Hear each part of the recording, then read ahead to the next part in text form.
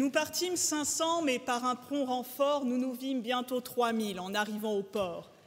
Tant à les voir manier le verbe frivole, les plus timides soudain prenaient la parole. Et combien d'idées, combien de discours célèbres sont demeurés sans gloire au milieu des ténèbres, où l'orateur, seul témoin des mots qu'il donnait, ne pouvait discerner où le sort l'inclinait. Cette histoire pourrait être la nôtre, la vôtre, c'est celle de toutes ces associations qui, depuis bientôt 8 longs mois, partout en France, se sont affrontées sans répit par le verbe et par l'esprit. Cette année, la fédération a encore grandi et ce championnat qui ne comportait il y a quelques années que 8 associations en compte désormais 24. Des associations d'écoles d'ingénieurs, de commerce, de psychologie, de fac de droit, des Sciences Po, une très grande diversité. Et tous ont été formés à cet exercice extrêmement rigoureux qu'est le débat parlementaire, tentant de faire revivre tantôt Jaurès, tantôt Clémenceau, à une époque où les grands orateurs ont tendance à déserter nos hémicycles. Voici 6 longs mois que des centaines d'étudiants s'essaient à l'éloquence politique et s'entraînent sans relâche pour une chose si essentielle et pourtant si souvent délaissée par l'enseignement, apprendre à convaincre. Et ce que vous verrez ce soir n'est qu'une infime partie de tous ces talents, tous ces discours, tous ces efforts qui font battre le cœur de la fédération depuis bientôt 5 ans. Un championnat qui, malgré sa taille, n'a pas perdu en qualité, bien au contraire. Les associations se sont rencontrées dans toute leur diversité, se sont enrichies, ont découvert de nouvelles manières de plaider, de nouvelles idées. Et le championnat a aujourd'hui un niveau extrêmement élevé, ce qui ne rend que d'autant plus admirable le parcours de toutes les associations qui ont concouru. C'est pourquoi, même si ce soir il n'y a plus que 2 associations en lice, je vous demanderai d'applaudir les 22 associations qui ont concouru cette année.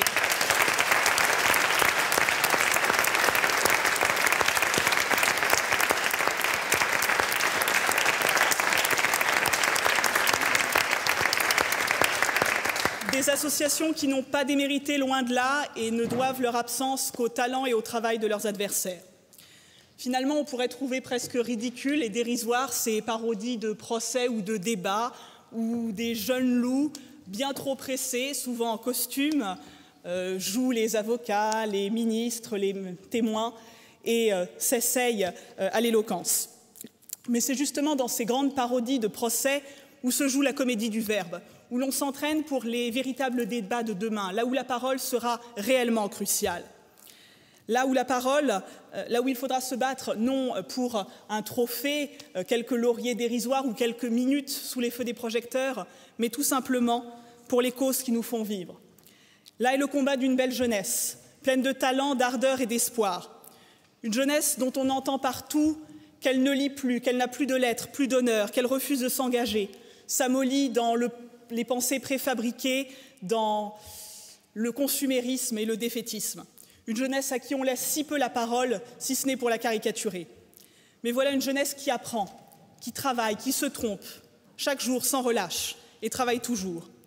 Alors oui, osons le dire, l'éloquence, l'art de bien parler en public, n'est pas forcément un sport de combat, n'est pas forcément le loisir de quelques étudiants en droit en mal de sensations fortes et d'angoisse. Non, cette éloquence-là, c'est une lutte contre soi-même, une lutte de tous les jours. Car la parole n'est pas une drogue pour Narcisse ou une arme massive de manipulation. Non, la parole est une mise en jeu, un exercice total d'abandon et de vertige qui souligne nos propres limites et nos propres faiblesses.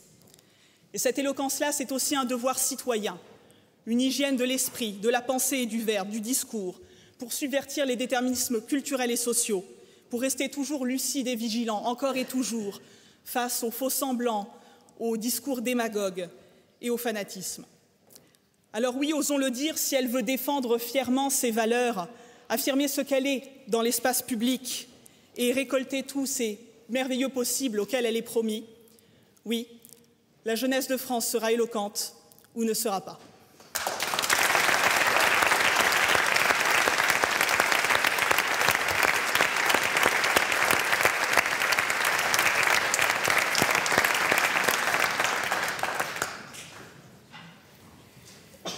Bien, donc. Toujours pas. J'attendrai qu'on lance. Non, une phrase. Quelques mots très rapidement, je sais que certains membres du jury doivent partir assez vite ensuite. Déjà, je tiens à vous remercier, très chers membres du jury, d'être venus. Je tiens à remercier en particulier Maître Bertrand Perrier qui souvent nous accompagne, souvent donne de son temps, on l'a vu très souvent dans nos événements. Et je tiens à ce qu'on l'applaudisse tous ici pour son investissement. Bravo.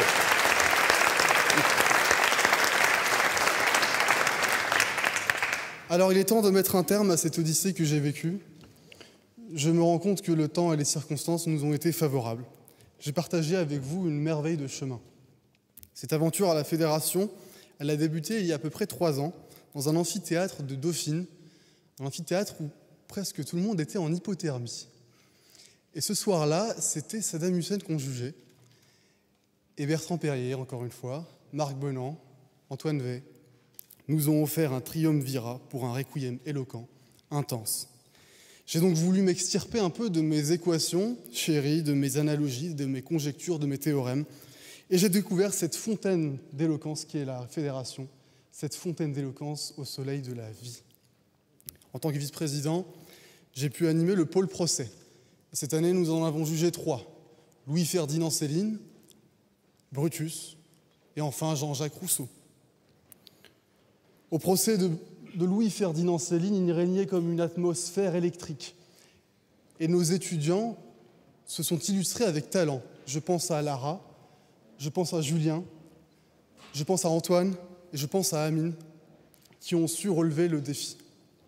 Et nous avons ensuite Jean-Yves Le Borgne face à Christian Charrière-Bournazel qui nous ont offert un duel d'anthologie. Et puis, il y a eu Brutus. Brutus est venu nous hanter un peu. Et là, encore une fois, Sofiane, Marguerite, Amine, Éléonore, Antoine, Maël, Thomas, vous êtes tous illustrés. Vous avez su saisir le bon mot et nous l'offrir dans la grâce de son vol. Et enfin, comme dans une sorte d'apothéose finale, la semaine dernière, au Collège de France, se tenait le procès de Jean-Jacques Rousseau. Et Marc Bonan, face à l'illustre Jean-Yves Le Borgne, nous ont offert un duel d'anthologie. Tous ces grands Mozart du Baron m'ont appris une chose. Ils m'ont appris une chose que je n'oublierai pas. C'est que l'orateur est avant tout un musicien. Lorsqu'il parle, le temps ne doit pas passer pour l'autre, il doit palpiter. L'autre ne doit pas subir la durée, il doit la savourer. Enfin, je vais conclure en remerciant mon bureau, Céline Mazieri, Arthur, Anna, pour votre dévouement, pour votre travail. C'était un honneur d'avoir partagé cette aventure avec vous, je vous le dis ici. Et puis, en résumé, tout ça, c'est du bonheur. On quitte un vivier, on ne sait pas comment sera la mer. C'est du bonheur, c'est du plaisir, c'est de l'aventure. Et puis, comme ce soir, c'est la dernière, cette chère et tendre fédération, je lui dis au revoir, oui, c'est ce soir, ma bien-aimée. J'ai l'âme encore lourde d'amour inexprimé. Et je m'en vais, jamais plus, jamais.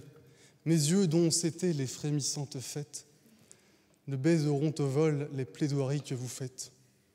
J'en revois une qui vous est familière et je voudrais crier merci.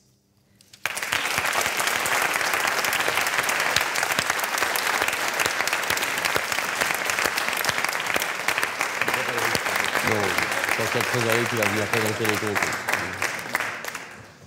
Monsieur Alexandre Tessier, responsable du pôle championnat.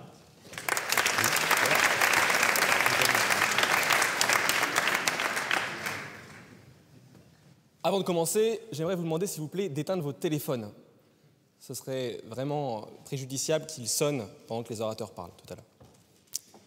Mesdames, Messieurs, je sais que certains d'entre vous, aujourd'hui, découvrent par cet événement le championnat de France de débat parlementaire. Et ça vous est très préjudiciable. Car, pour profiter pleinement de la finale, il faut avoir conscience de toutes les conditions dans lesquelles évolue ce championnat. Et cela peut se résumer simplement dans une image. Imaginez une arène, une belle et grande arène romaine, dans laquelle 24 tribus, 24 associations envoient leurs meilleurs orateurs dans un seul et même but individuel, évincer toutes les autres équipes et devenir la meilleure équipe de débat parlementaire de France.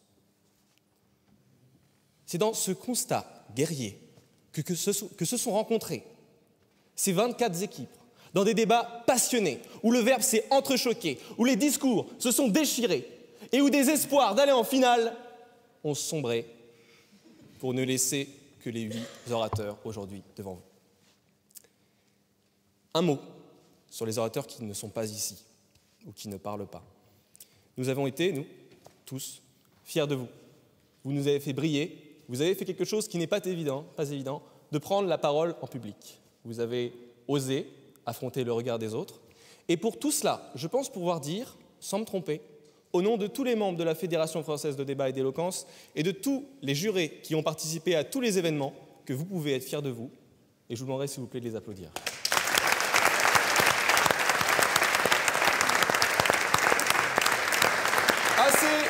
Assez parlé des absents. Parlons maintenant des présents, des survivants. Ces 8 orateurs qui vous font face, mesdames et messieurs. À ma droite, robustes et fiers, ils ont fait des centaines de kilomètres pour être là aujourd'hui. Des Spartiates de l'éloquence. On dit d'eux qu'ils sont bénis par Dionysos lui-même. Est-ce que ça a un rapport avec le fait que tous les jeudis soirs, ils se noient dans la potion magique? Je ne sais pas.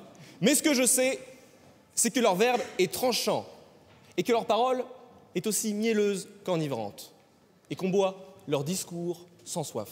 Mesdames et messieurs, la tribune de Montesquieu de Bordeaux.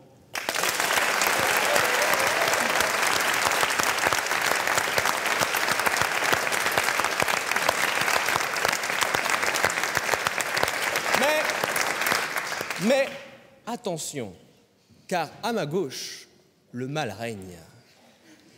Ils rôdent tous. Mesdames et messieurs, ce ne sont pas des Spartiates, ce ne sont même pas des légionnaires, ce sont des loups affamés. Oui. Et vous allez me demander, mais que font des loups dans une arène? Je ne sais pas, je n'étais pas au casting. Mais je peux vous dire qu'ils ont un style très mordant. Et ils ont un discours qui est aussi travaillé que bestial. Ils ont d'ailleurs un tableau de chasse qui est extraordinaire. Ils ont été l'année dernière jusqu'en demi-finale du championnat de France de débat et il y a 2 ans, ils ont remporté ce championnat. D'ailleurs, pour l'anecdote, dans l'équipe qui, il y a 2 ans, a remporté le championnat, il y a un des orateurs qui aujourd'hui est encore présent et qui débat. Mais cette fois-ci, sous les couleurs de Bordeaux. Mesdames et messieurs, vous pensiez que les intrigues de Game of Thrones étaient bien faites, vous ne connaissez pas la Fédération française de débat et d'éloquence, je vous l'assure. Veuillez applaudir les tribuns de Saint-Germain-en-Laye.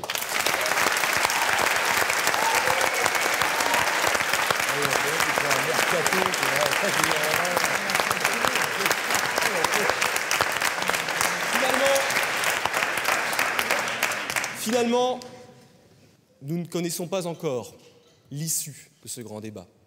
Mais je peux vous dire qu'il sera mémorable. Et encore une fois, j'aimerais remercier, s'il vous plaît, qu'on applaudisse tous ces 2 grandes et belles équipes qui ont marqué l'histoire cette année.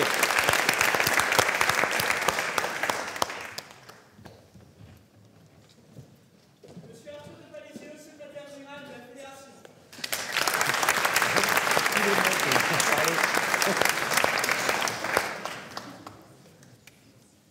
Chaque fois, il me revient la tâche de présenter le jury et à chaque fois, je répète que nous avons un jury absolument prestigieux et que nous sommes tellement fiers de l'avoir et que c'est toujours le meilleur jury qu'avant.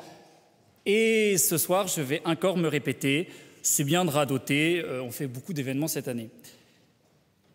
C'est la 3e fois qu'il nous fait l'honneur, mais surtout le plaisir d'être parmi nous cette année. Nous l'adorons et il nous le rend bien.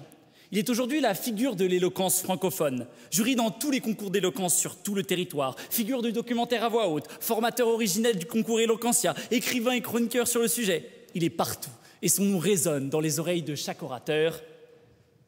Maître Perrier ferait presque oublier qu'il est accessoirement avocat au Conseil depuis 2016.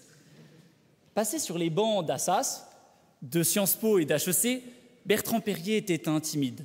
Mais en 2003, il devient 4e secrétaire de la conférence des avocats au barreau de Paris. C'est décidé. Il excellera dans ce sport de combat. Il définit la parole comme un vecteur d'autonomisation morale et d'émancipation sociale, socle de toute construction individuelle. S'il paraît railleur, il ne prend jamais le verbe à la légère. Orateur, oratrice, son œil exigeant et sa critique pinçante, mais juste, ne vous épargnera pas sous ses mots, vous rirez. Devant sa verve, vous rêverez. Maître Bertrand Perrier.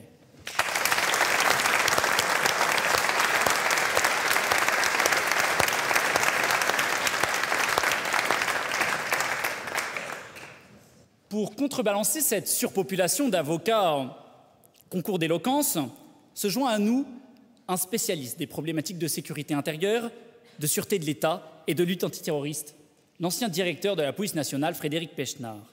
Il a donné 25 ans de sa vie et passé par tous les services de la police judiciaire, tant dans la prévention que la répression de la criminalité spécialisée ou organisée. Il s'impose aujourd'hui dans le paysage politique français comme l'expert sécurité de la droite et devient en 2015 vice-président du Conseil régional d'Île-de-France. Mais derrière cette expertise du terrain, sous la rigueur de l'uniforme, se cache un amoureux des belles lettres, un écrivain. Après un roman policier en 2007, il publie au lendemain de sa retraite de la police judiciaire le récit de 25 années de service, Gardien de la paix, 18,50 € aux éditions Michel Lafon. Son oreille attentive attendra des arguments aussi vifs, aussi précis, aussi performants qu'une ouverture de feu en pleine intervention. Monsieur Frédéric Pechnard.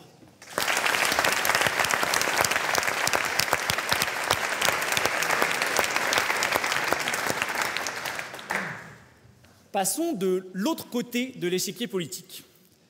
Le prochain jury, spécialiste des questions sociales, fut rédacteur en chef d'Opinion, le journal de la CGT.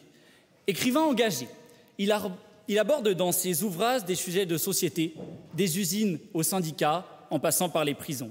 C'est un homme de conviction qui a fait vivre les droits de l'homme et qui défendra ce soir le respect des valeurs de notre démocratie. Président de la Ligue française de défense des droits de l'homme et du citoyen entre 2011 et 2015, il se dresse contre le bilan catastrophique de la France en matière de protection de ces derniers. Pendant la politique de Claude Guéant à l'intérieur, il s'opposait aux dérives sécuritaires de l'État français qui, selon lui, n'endiguera jamais le terrorisme. Il avait un peu raison. Dans ce débat, il attendra donc des orateurs une pensée plus sage et un respect des libertés fondamentales. Monsieur Pierre Tartakovsky.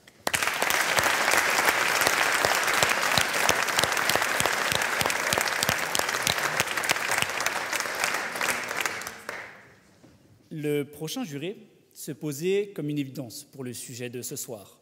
Avocat spécialisé dans les questions de sécurité intérieure et dans la défense des victimes d'actes terroristes, il a défendu celles des attentats de Karachi, du Bataclan, du Thalys, de Bamako et de Magnanville. Ancien para du 6e régiment d'infanterie de la marine et membre du conseil scientifique de l'école de guerre, il est convaincu que la France est de nouveau en guerre et fonde au lendemain du Bataclan le centre de réflexion sur la sécurité intérieure. Il publie aussi un essai, Le sursaut ou le chaos, où il dénonce l'impréparation de notre pays face aux attaques terroristes. Ce soir, il pourra juger les propositions des orateurs et espère y trouver la solution pour éradiquer le terrorisme. Pas de pression, hein. Il attendra un raisonnement rigoureux et un verbe de fer, maître Thibault de Montbrial.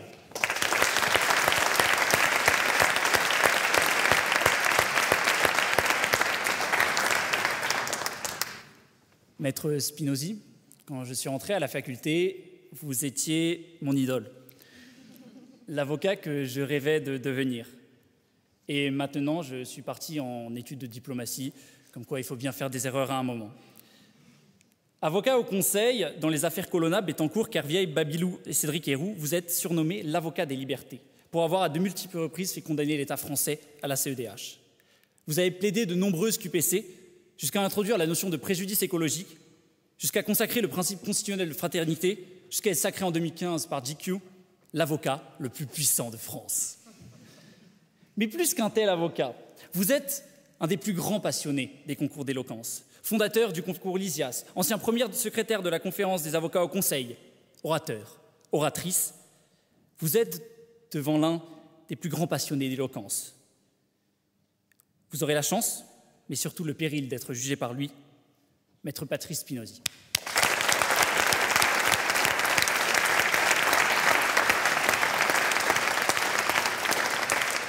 Et vu que l'heure est au discours de revoir, j'aimerais moi aussi remercier Céline et Ayoub et Anna pour cette année incroyable qu'ils m'ont fait vivre à la Fédération. Merci.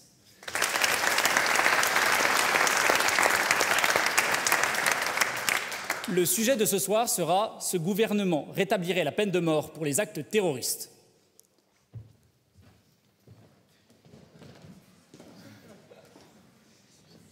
Bien, dans ces conditions, nous allons commencer par écouter la parole du gouvernement. Donc, Madame le Premier ministre, Solena Lefebvre, nous vous écoutons pour le propos introductif, je crois, de votre proposition.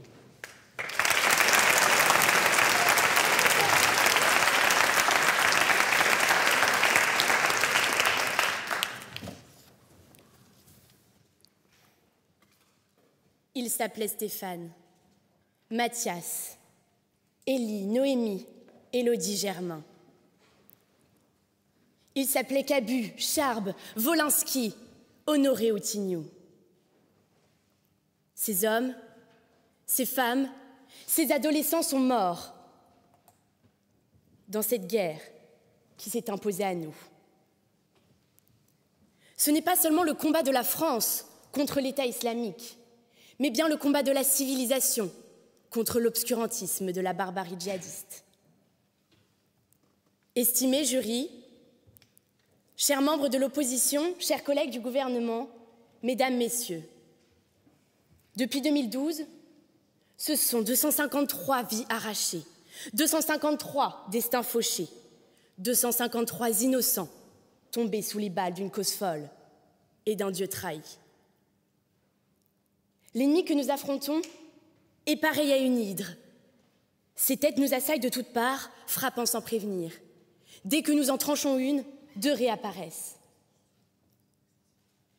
Sur les cendres d'Al-Qaïda a émergé l'État islamique. Nous ne pouvons assister impuissants à la démultiplication de sa force. Face à l'urgence de la situation, notre gouvernement a fait le choix de la lutte. Il ne faut plus se contenter de riposter, mais bel et bien d'attaquer le mal à sa racine. Oui, monsieur. Madame, vous dites que ce combat aujourd'hui est le combat de la civilisation contre l'obscurantisme. Ne faites-vous pas ici un aveu de faiblesse en cédant vous aussi à l'obscurantisme et en remettant la peine de mort? La mesure du gouvernement n'a pas encore été complètement annoncée. Là où le terrorisme renie les libertés, nous les rétablissons.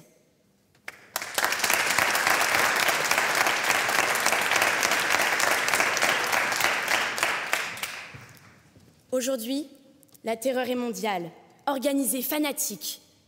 Le terrorisme allie l'implacable archaïsme à la sophistication de la technologie au pire fin.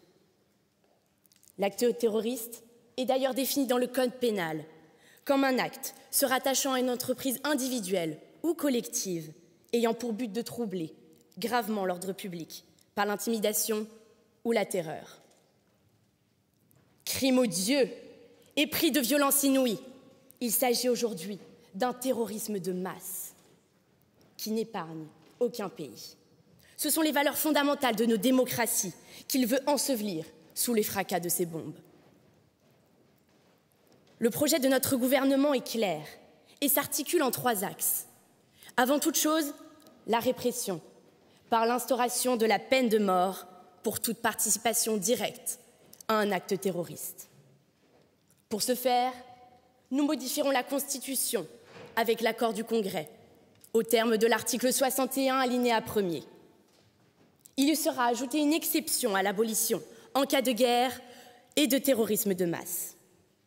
La participation à l'idéologie terroriste sera quant à elle réprimée par des peines allant de 20 à 30 ans de prison. Ensuite, l'intégration, indissociable de l'idée de répression, qui passe par une ouverture à la tolérance religieuse et donc au dialogue, ainsi que l'incorporation du culte de l'islam dans le respect de la République. Désolé, monsieur, mais le temps ne me permettra pas de prendre votre question. Enfin, la prévention, qui s'attache davantage à la production d'un contre-discours par des politiques de déradicalisation pour déconstruire les référentiels djihadistes. Nous décidons donc d'intégrer pleinement la lutte contre les actes de terrorisme dans un régime juridique spécifique et spécialisé et d'attribuer à cette idéologie mortifère une qualification autonome. C'est dans ce sens que notre gouvernement s'attachera à vous convaincre de la nécessité de cette mesure, en vertu du principe fondamental de la sécurité défini par la loi de 2001. Ainsi, Camille Wolf, le ministre de la Justice, développera le volet répressif de ce projet de loi par l'instauration d'une échelle des peines, ainsi que le rétablissement de la peine de mort pour les actes terroristes. Ensuite, la ministre de l'Intérieur et des Cultes, Juliette Darny, se chargera d'évoquer l'importance de l'intégration religieuse dans le pacte républicain. Enfin, Maël Leroux, le rapporteur, conclura notre propos en démontrant de manière définitive l'absolue nécessité de ce projet de loi. Le terrorisme, c'est la guerre. Notre ennemi, c'est le fanatisme qui veut soumettre l'homme à un ordre inhumain. Notre ennemi, c'est cet islam dévoyé qui nie le message de son livre sacré. Notre ennemi, c'est le terrorisme qui transforme ses victimes en horribles supports médiatiques de sa barbarie. En leur laissant la vie, nous leur permettons de semer la mort. En leur donnant la mort, nous protégeons vos vies.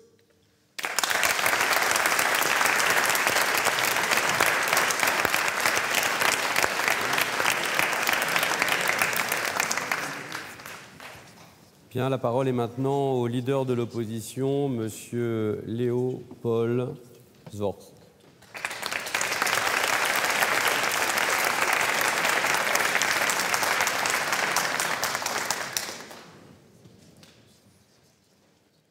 Ce gouvernement voudrait remettre la liberté, mais madame, si c'est pour enlever la liberté d'un seul homme, alors c'est enlever la liberté de tous ici, car madame, la mort, ce n'est pas la liberté. Bravo. L'humanité porte-t-elle un fardeau? De la chaude vallée afghane du Korangal jusqu'au froid pavé parisien. Les hommes, partout, ont montré leur aptitude primaire à faire subir le pire sur leurs semblables, par l'atteinte à l'intégrité des uns ou à la vie des autres. Parmi ces faits, certaines actions se distinguent à la face du monde par l'intention coupable qui les gouverne. Des actes vils dont l'objectif est d'attaquer physiquement, mais surtout provoquer la peur dans la sphère publique. Il serait aisé de vouloir répondre à ce sentiment par l'émotion en combattant ce terrorisme. L'émotion, c'est l'humanité qui parle à cœur ouvert. Mais l'émotion, c'est également un aveuglement qui mène à des solutions simplistes. Répondre à l'émotion, c'est ce que fait ce gouvernement ce soir. Sans me faire conteur d'une histoire récente, la loi portée par Robert Badinter en 1981 avait fait disparaître cette sanction d'un autre temps de notre échelle des peines.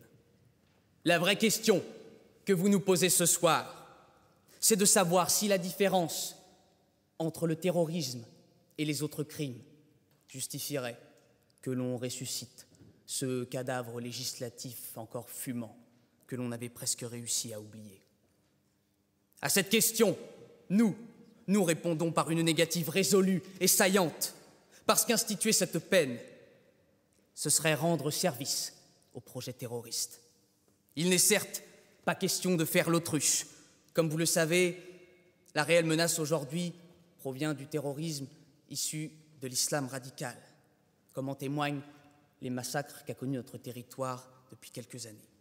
Cette menace, elle nécessite une réponse solide, mais aussi une prévention efficace. Votre projet, au final, n'est qu'une réponse désordonnée et brouillonne, en aucun cas un prélude à une prise en compte du phénomène terroriste et des problématiques modernes apportées par l'islamisme radical. Et monsieur, je vais prendre votre question. Monsieur, pouvez-vous m'expliquer ce qu'il y a de brouillon dans une attitude à la fois répressive et d'intégration, alors que c'est ce que vous proposez également? Je vous remercie. Monsieur, ce n'est pas ce que nous proposons. Vous proposez des mesures que nous allons aussi nous permettre d'explorer, mais vous proposez la mort avec. Excusez-moi, mais ça, c'est une réponse brouillonne qu'un enfant dans une cour de récré aurait pu sortir. Plutôt que cette proposition sanguinaire, nous prévoyons de faire passer les terroristes dans des quartiers d'évaluation de la radicalisation, avant de les renvoyer en prison sous haute sécurité, tout en renforçant les fonds alloués à cet objectif, mais également dans un isolement effectué selon le respect du droit et de la Convention européenne.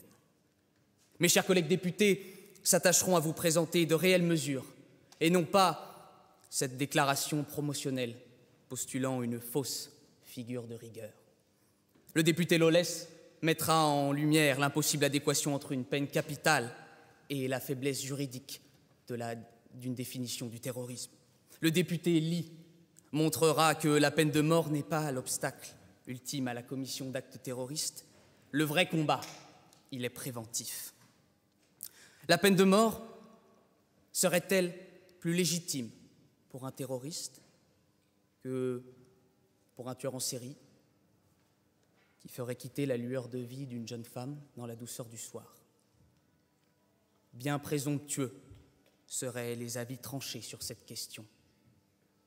Mesdames et messieurs les membres du gouvernement, vous pourrez, autant que vous voulez, nettoyer la chaise, la corde, les seringues ou la lame avec un seau d'eau.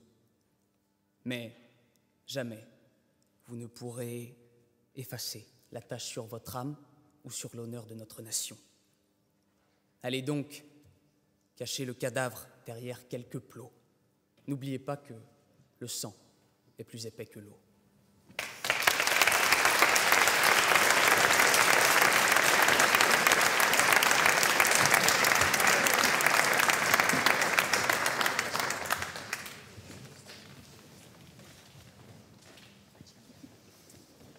Alors, Monsieur le ministre de la Justice, Camille Wolf, vous avez la parole.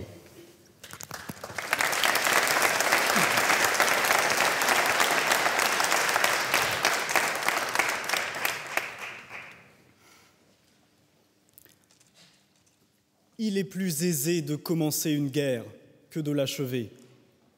Nous sommes héritiers d'une guerre que nous n'avons pas voulu et que nous ne gagnons pas. Depuis 2012, nous avons déjoué plus de 50 tentatives d'actes terroristes et nous en avons enduré 13. Et ce, malgré la dévotion des femmes et des hommes qui se dédient entièrement à la protection de la nation. Ce sont 13 de trop. Si nous voulons mettre un terme à cette menace, nous avons l'insigne responsabilité d'équiper la France pour qu'elle soit en mesure de remporter cette lutte suprême pour tout ce qui nous est cher. Si l'Europe a été considérée comme le ventre mou de l'Occident, c'est en partie parce qu'il y a eu une obstination bornée à traiter le terrorisme de masse comme un crime ordinaire, auquel on pouvait remédier par des moyens tout aussi ordinaires. La poursuite de cette politique irresponsable met en danger la nation dans son intégralité. Pour remédier à ce crime exceptionnel, nous devons prendre des mesures exceptionnelles. D'abord, la participation indirecte à la réalisation d'un acte terroriste doit être sanctionnée par une peine dure, à la hauteur du tort provoqué, allant de 20 à 30 ans de réclusion criminelle. Monsieur, je vous écoute. Monsieur Wolf, vous et votre camarade avez à présent dit 4 fois que la France est dans un état de guerre. Pourtant, vous voulez réviser la Constitution. Avez-vous oublié que la révision de la Constitution est interdite en temps de guerre ?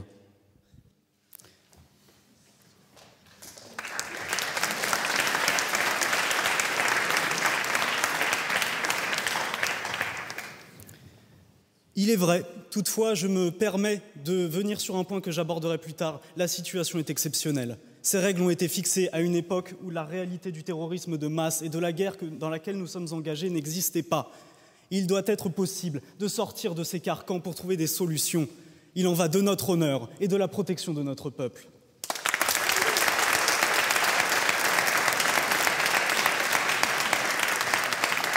Cette mesure n'est qu'un premier pas, permettant le second et tous deux rendus nécessaires par l'incapacité de notre système pénitentiaire à résoudre complètement la problématique du terrorisme. La temporalité du djihadisme rend inopérante la seule incarcération. Ces individus ont dédié leur vie à semer la mort. La prison n'est pour eux qu'un entracte dans cette morbide entreprise. Ils ont su, en vérité, retourner cette arme contre nous, faisant de la prison l'ENA du djihadisme. Mêlez-les aux prisonniers de droit commun, et leur idéologie se répandra comme une maladie. Enfermez-les entre eux, et vous leur donnez tout le temps de prévoir leurs actions futures. En prison, les djihadistes ont le temps pour eux. Il y a 4 ans, Chérif Shekat se faisait remarquer pour son prosélytisme agressif en détention à l'issue de sa 27e condamnation. Il y a 6 mois, il abattait 5 de nos concitoyens dans les rues de Strasbourg.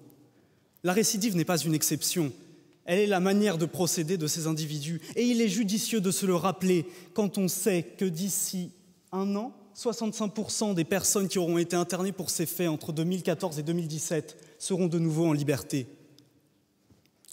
Parce que la protection de nos concitoyens est le premier de nos devoirs, nous ne pouvons nous permettre d'entretenir ces bombes à retardement sur notre territoire. Le choix que nous portons, le cœur lourd, est celui de la peine de mort.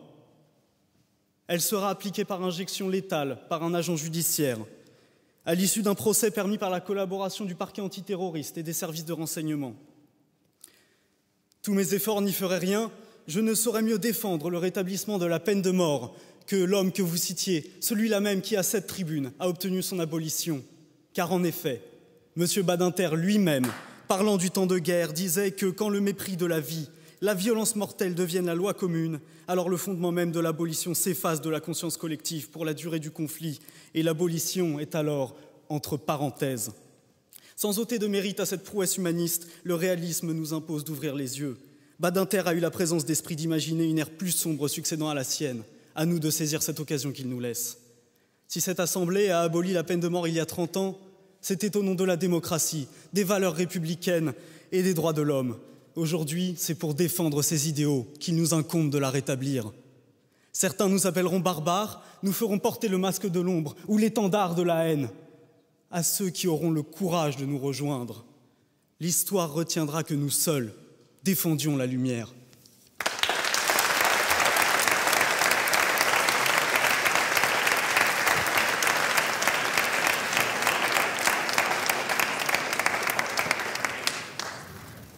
Pour l'opposition, monsieur le député Tristan Lolès.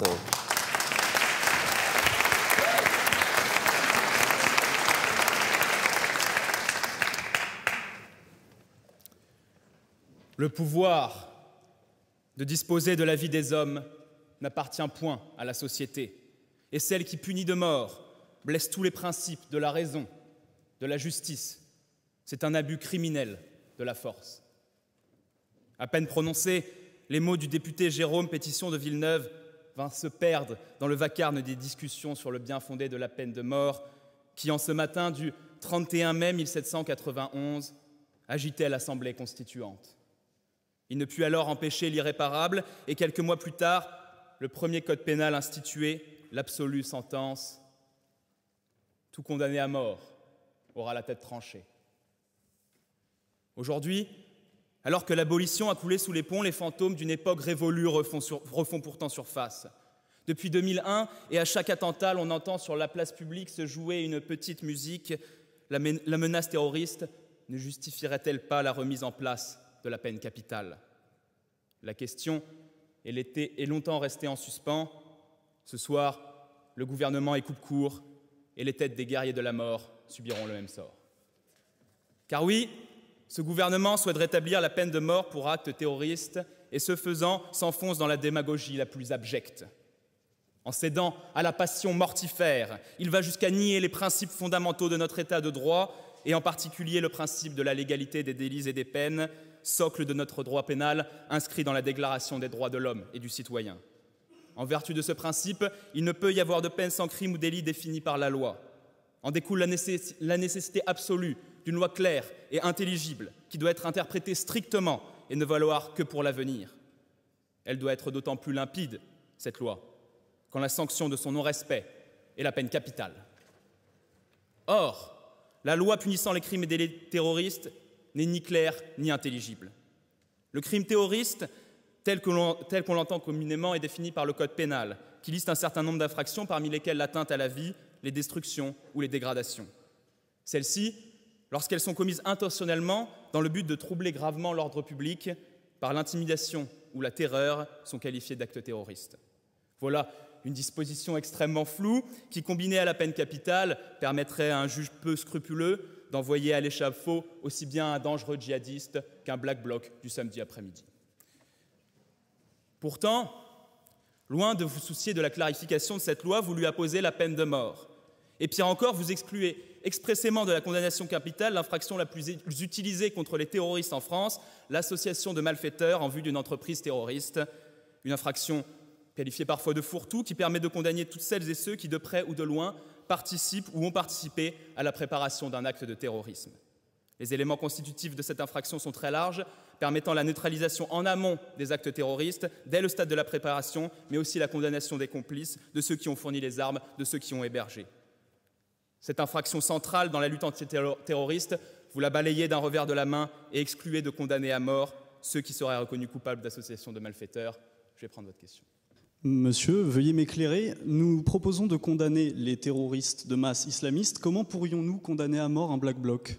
Vous allez inscrire dans la loi que la peine de mort ne sera appliquée qu'aux terroristes islamistes. Je pense que votre loi ne durera pas très longtemps.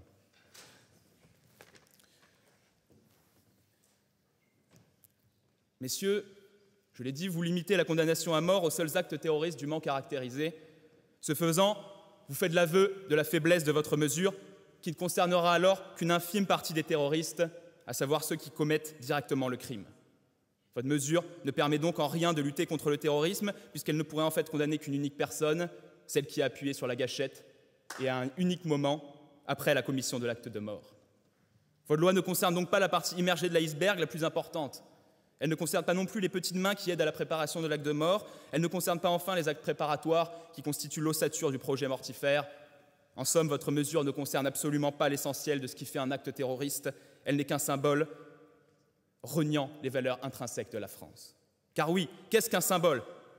Quand il balaye nos principes constitutionnels, nos engagements internationaux contre la peine de mort et le message abolitionniste que porte la France depuis 1981. En rétablissant la peine capitale pour les terroristes, vous faites le choix de répondre à la violence par la violence. Vous faites le choix de réaliser le rêve des prédicateurs de mort en instaurant le règne de la terreur. Vous faites le choix de la guerre totale. Vous faites le choix de rayer d'une encre sanglante les grands textes protecteurs des droits, des libertés et de la paix qui ont fait de cette nation la nation des Lumières. Vous faites le choix de l'éteindre, cette lumière. Vous faites le choix de l'obscurantisme. Vous faites le choix de la peur. Et notre pays, quoi qu'il advienne, gardera longtemps la sombre marque de ce choix. Car Victor Hugo le disait déjà, tant que la peine de mort existera, on aura froid en entrant dans une cour d'assises, et il y fera nuit.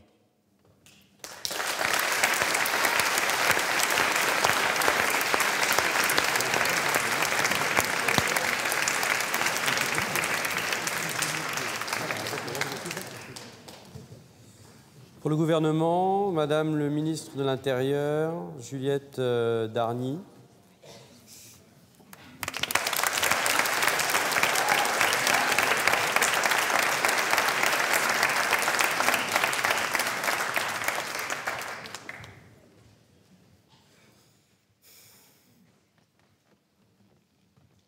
Elle s'appelle Léna. C'est une revenante, une Française qui rêve encore d'État islamique et même d'attentats en France. Revenue d'un an en Syrie, elle suit un programme de déradicalisation. Elle est sous surveillance judiciaire, mais n'a pas pour autant abandonné son projet mortifère. Léna, c'est une femme djihadiste parmi tant d'autres. Elle est une, elle est 100.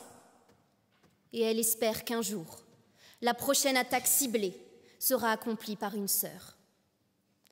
Léna nous a montré l'échec de la déradicalisation, telle qu'elle a été pensée jusqu'à aujourd'hui.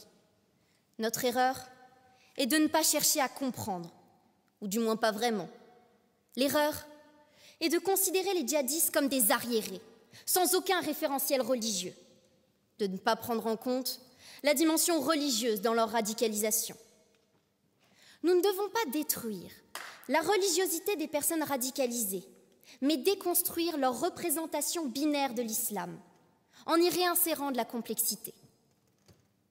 Et mesdames et messieurs, seul l'islam est en mesure de rendre réelle cette déconstruction, car c'est de l'islam que les djihadistes tirent leur référentiel idéologique mortifère. Ainsi, notre choix est très clair. Éradiquer le djihadisme en intégrant l'islam à la République. Et cette éradication, nous l'avons vu, passe par une échelle des peines adaptée, et notamment par la peine de mort. Mais elle ne peut se concevoir sans une nécessaire prévention, sans une intégration même, sans une intégration qui permet de s'assurer une cohésion sur le long terme. Oui, Monsieur Courtina.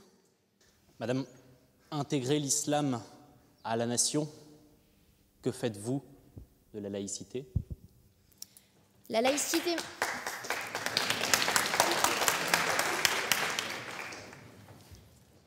La laïcité, monsieur, repose avant tout sur une idée de tolérance qui implique non pas de mettre les religions de côté, mais de les inclure dans le pacte républicain.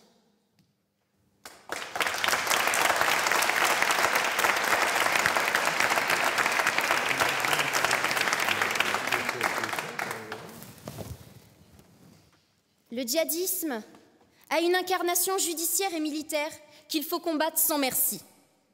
Mais il a aussi une prégnance née du rejet apparent de l'islam dans notre société. C'est à ce rejet qu'il faut répondre par l'intégration, facteur fondamental de la prévention, qui passe par deux promesses républicaines, la reconnaissance et la connaissance. La reconnaissance tout d'abord, pour permettre au culte musulman d'accéder à un statut légitime au sein de la société. C'est dans ce sens que nous proposons deux mesures très simples. Premièrement, l'unification de la formation des imams avec le Conseil du culte musulman. Deuxièmement, la reconnaissance des imams et des aumôniers musulmans comme de véritables médiateurs sociaux et religieux, intégrés au pacte républicain et vecteurs de cohésion et d'intégration. La deuxième promesse républicaine doit être la connaissance. Depuis trop longtemps, les études de la culture et de la religion musulmane ont été écartées de nos enseignements, et ce, même dans nos universités.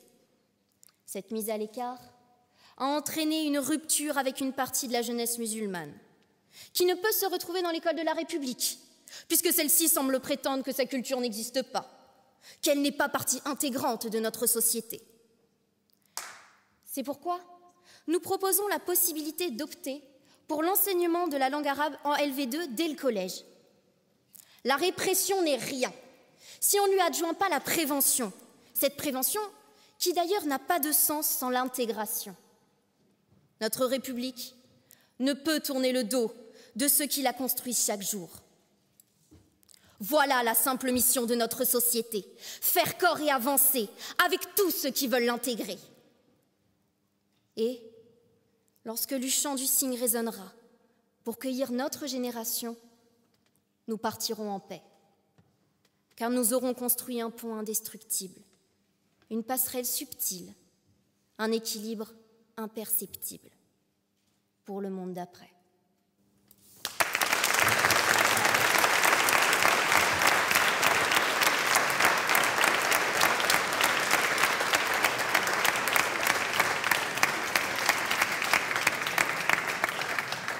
Pour l'opposition, monsieur le député Amin Ly.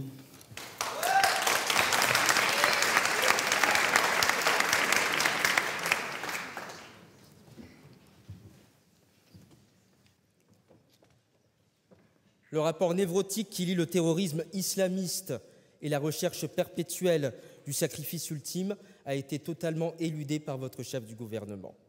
Une peine de mort pour des terroristes qui périssent dans un attentat en même temps qu'ils assassinent des victimes innocentes n'a aucune efficacité dès lors qu'il existe ce rapport entre le fanatique et la mort. Depuis 2004, le Cameroun a rétabli la peine de mort pour ce qu'il s'agit des actes terroristes.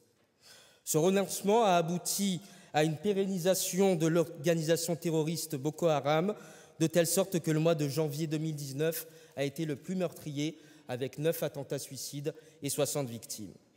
De facto, Madame le Premier ministre, la peine de mort apporterait un autre effet dommageable, celui de donner aux terroristes cette image de martyr et donc de créer des vocations. Quand la République exécute un terroriste, sa perception change. Le châtiment absout le terroriste par une forme de rédemption. Le barbare passe du statut de terroriste à celui de héros qui est allé au bout de sa finalité. Ainsi, nous arrivons à une incongruité d'avoir la République qui s'abaisse au terrorisme et qui emploie des techniques tant reprochées. Je n'accepterai pas que notre République apporte aux terroristes la légitimité qu'il n'a pas su dégager au moment de son acte. À la vérité, mesdames et messieurs les membres du gouvernement, le rétablissement de la peine de mort pour les actes terroristes est votre terrible aveu d'incompétence en matière de lutte contre le terrorisme. Ce soir, les membres de l'opposition l'affirment pleinement. Les droits de l'homme sont universels et indivisibles. Je prends votre question, Madame le ministre de l'Intérieur. Monsieur, ne sont-ils pas déjà des martyrs en prison? Absolument pas, Madame. Tout à l'heure, vous parliez de victimes.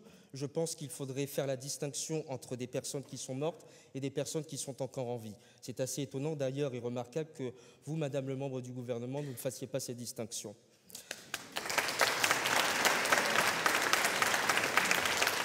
Face à l'ignominie, mesdames et messieurs, un devoir d'humanité nous est imposé. Et notre contre-projet se concentrera sur 4 priorités qui nous permettront de remporter cette lutte implacable contre le terrorisme islamiste, que ce soit avant le passage à l'acte ou après la commission d'actes terroristes. L'éducation, les réseaux sociaux, le service public pénitentiaire et le service central du renseignement territorial sont les 4 pierres angulaires de notre contre-projet. L'éducation, mesdames et messieurs, car nous partons du principe qu'il est plus facile de redresser un jeune plant plutôt que de plier un arbre. Il y aura donc une formation précise du corps enseignant afin de déceler tout comportement sujet à questionnement. Cette facilité d'attaque de tous les instants a été généralisée, malheureusement, par les réseaux sociaux. L'embrigadement et la radicalisation ne se fait pas dans la mosquée du quartier, mais via les réseaux sociaux comme Facebook, Telegram ou des sites djihadistes. Ainsi, nous arrivons à la situation dramatique d'avoir un commettant syrien qui peut ordonner à son préposé de passer à l'acte sur le territoire français en l'espace de quelques messages. Le second réservoir de radicalisation et de recrutement reste bien évidemment les prisons françaises. Davantage de dotations doivent être apportées et le fichier des signalements pour la prévention de la radicalisation à caractère terroriste et le fichier automatisé des auteurs d'infractions terroristes doivent être totalement revalorisés. Cela passera par un accord conséquent de fond, car c'est à long terme que nous remporterons cette bataille. Les droits de l'homme et les droits civiques universels ne seront respectés qu'à une seule condition, mesdames et messieurs les membres du gouvernement. Il faudra que l'homme se rende compte qu'il est responsable pour le monde entier. Madame le ministre, tout à l'heure, vous parliez d'une révision constitutionnelle. Vous avez fait 3 erreurs. Première erreur, vous avez oublié qu'en temps de guerre, la Constitution ne peut pas se réviser. Grave erreur pour des membres du gouvernement nommés par le président de la République. Deuxième erreur, vous avez oublié également que nous étions dans un bloc communautaire, que nous appartenions à l'Europe, ce qui veut dire qu'il y a des protocoles, des conventions, des traités dont nous en sommes partie, et par conséquent, nous ne pouvons pas nous en retirer par notre bon vouloir. Enfin, troisième erreur, et pas des moindres, c'est la laïcité par la loi de 1905. Dois-je vraiment vous rappeler à des membres du gouvernement que l'État ne reconnaît, vous avez parlé de reconnaissance quand même, et ne finance en aucun cas des cultes. 3 erreurs totalement dommageables. Comme vous l'avez démontré, mesdames et messieurs les membres du gouvernement, vous tenez à l'exemple parce qu'il apporte quelque chose de concret. Qu'allez-vous enseigner? Qu'il ne faut pas tuer, et cela en tuant. Et je crois qu'à travers cette démonstration, vous prouvez que vous ne comprenez pas l'enjeu essentiel, national, mondial, et voire qui touche tout un chacun du terrorisme islamiste. Et je crois que c'est assez malheureux. Je vous remercie.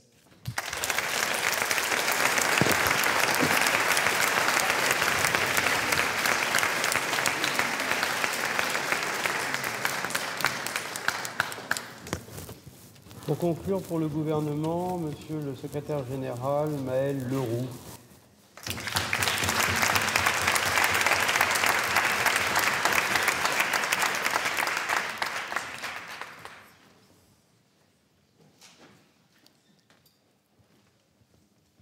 En 2005, Abou Moussa Balsouri met en ligne l'appel à la résistance islamique mondiale.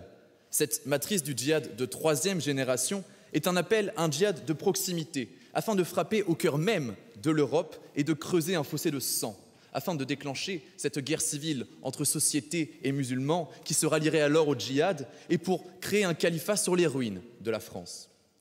Voilà le cœur de la théorie et de la pratique djihadiste des 15 dernières années.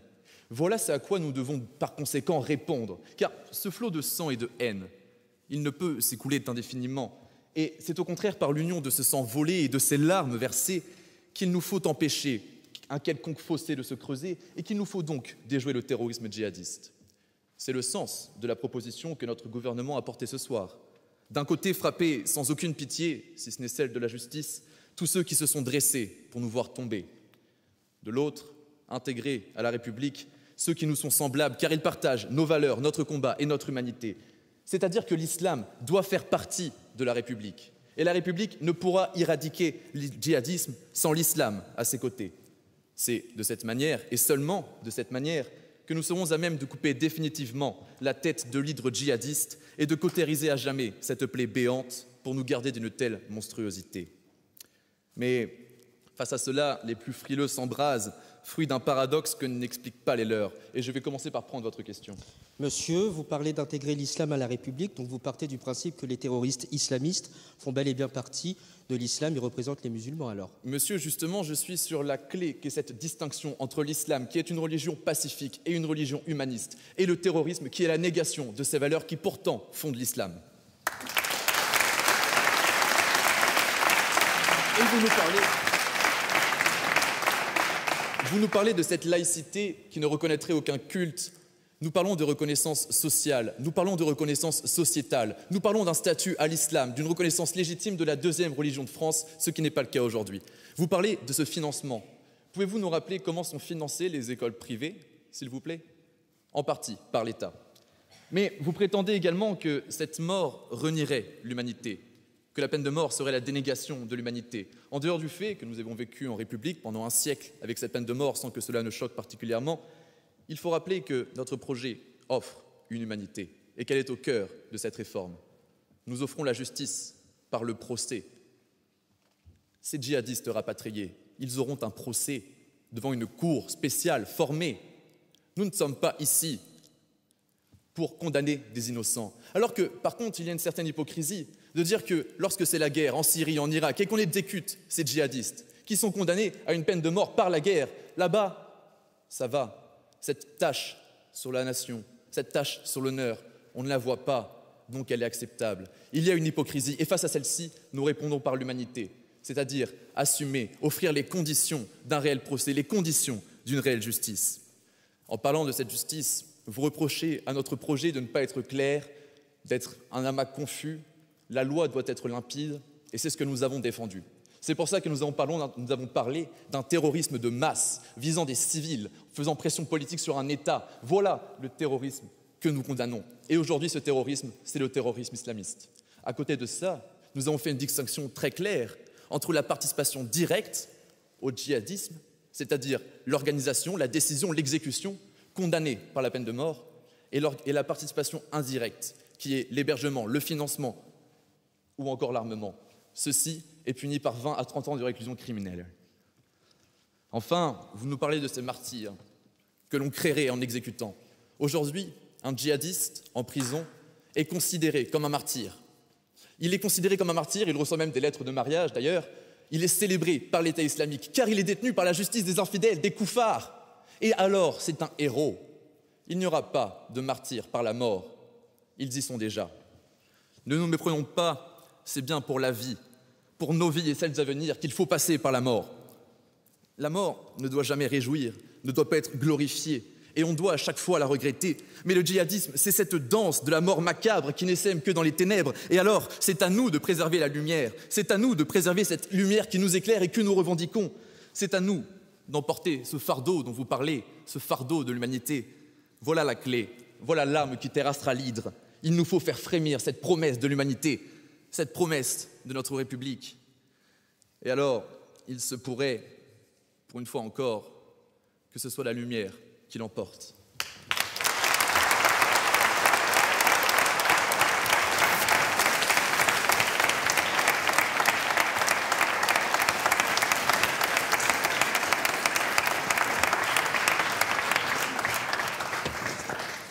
Et en dernier lieu, dernier orateur de l'opposition, Monsieur le secrétaire général de l'opposition, Max Courtina.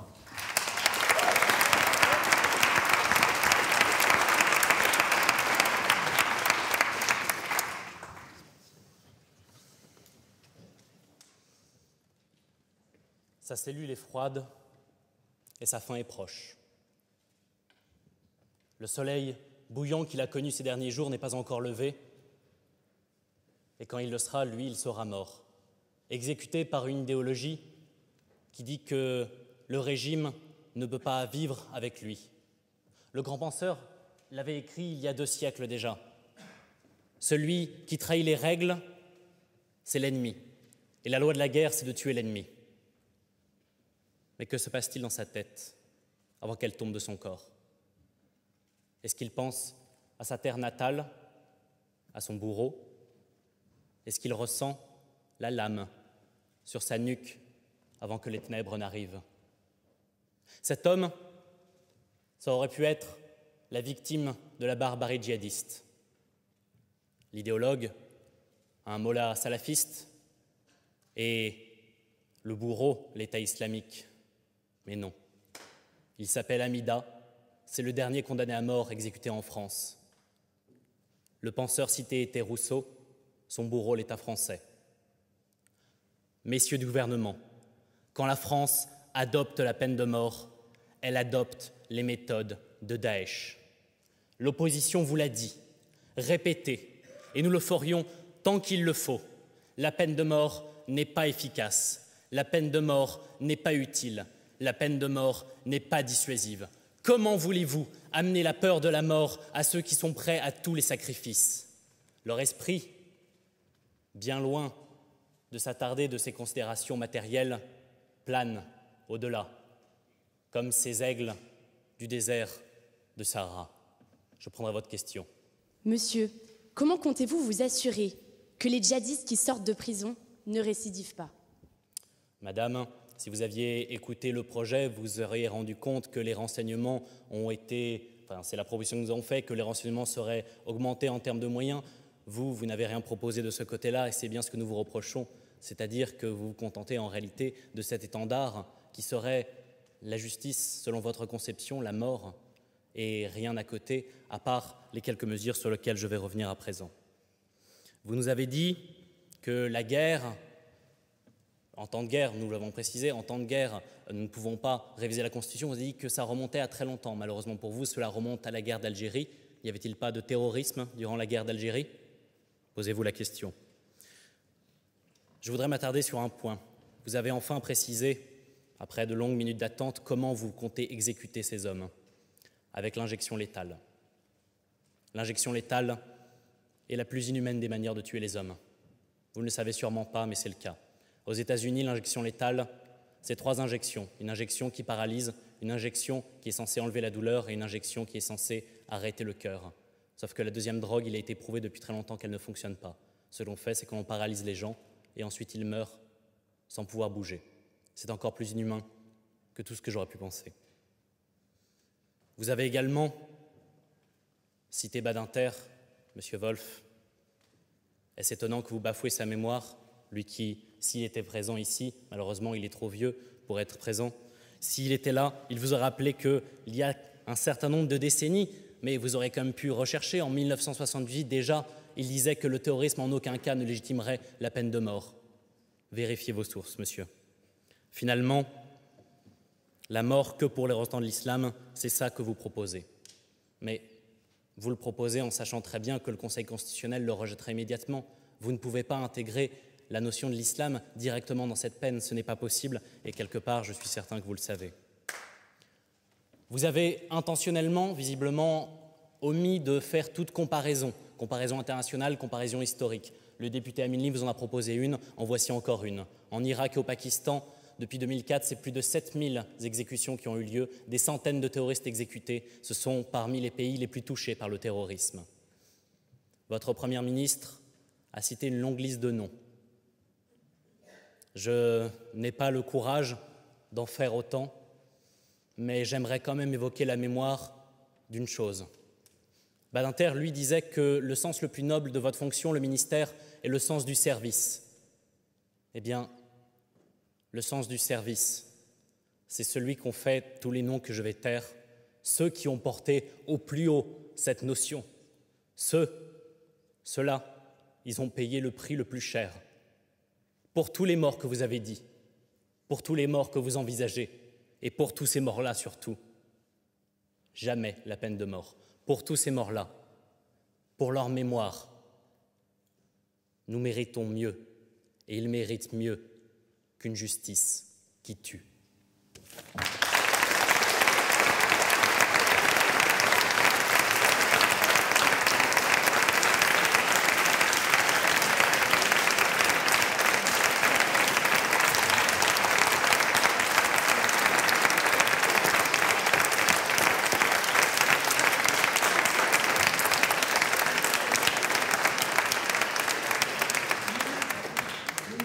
Avant l'annonce du verdict tant attendu, il est venu moi aussi le temps de vous remercier.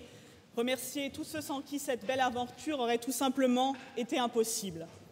Et oui, avec tout discours de fin vient le moment larmoyant du discours d'adieu et des remerciements attendus, parfois contraints, souvent polis et polissés. Mais cela n'est pas digne. Ce n'est pas digne de toute cette formidable année que nous avons vécue ensemble.